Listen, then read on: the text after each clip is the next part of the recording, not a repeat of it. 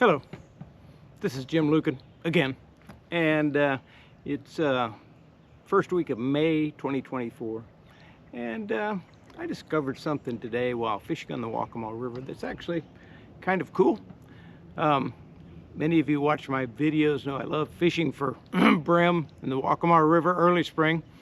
It's all kinds of fun. We're a little early for the spawn when the caterpillars fall out of the trees, but let me tell you, the fish right now are starting to get really active, and I discovered a little technique that I've never used before, and let me show you.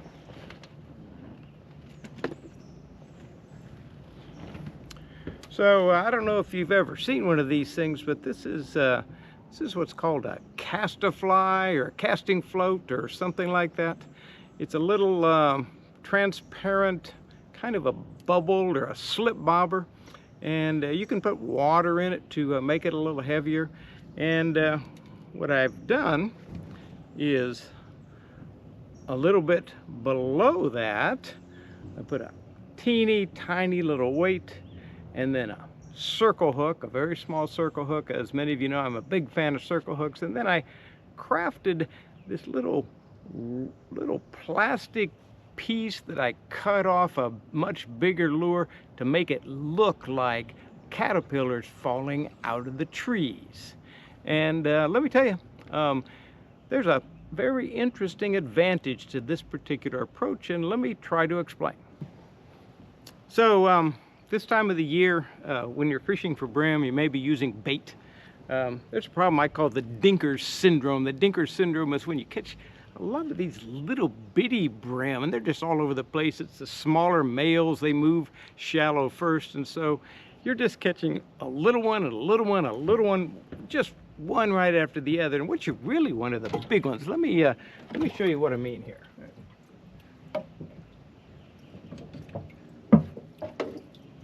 So here's a brim that I consider to be kind of a dinker. All right, not, whoa, look out. Oh, caught him. Not very big, and he probably needs to go back in. All right. However, with this little fake caterpillar that I just showed you, no dinkers, okay? The dinkers seem to maybe come up and peck it a little bit, and the only things that really bite on this little fake caterpillar under the cast-a-fly float are the ones like this.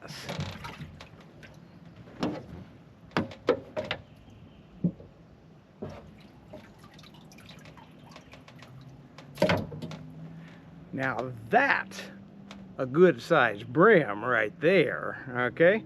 Let's see. Oh, look out. We get a better look at this fish. Hold him like that. That's a really good sized brim. Not the biggest one. He's going back. And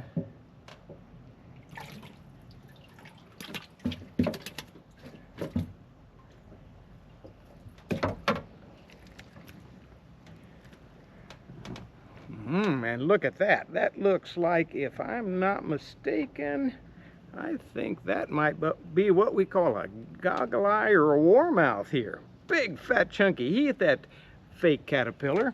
He's going back.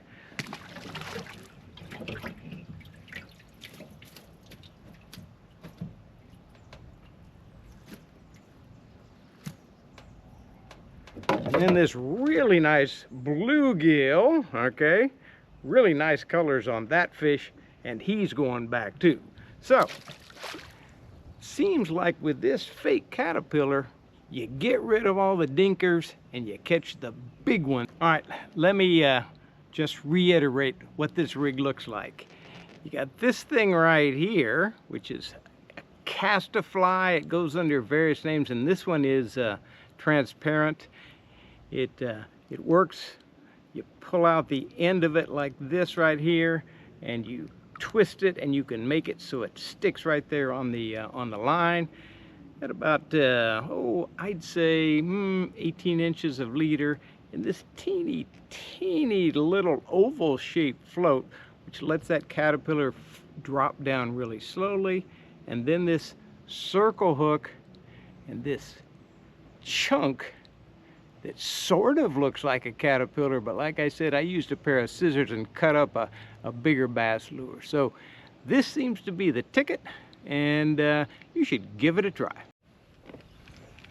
Okay, something about this Cast-A-Fly rig, you can actually skip this thing across the surface of the water, which is really a useful thing to be doing when you're in a river and you got all these overhanging trees. Let me see if I can show you how to do this.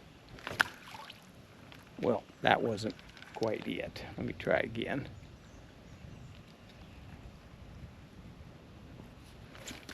Whoa. You see that?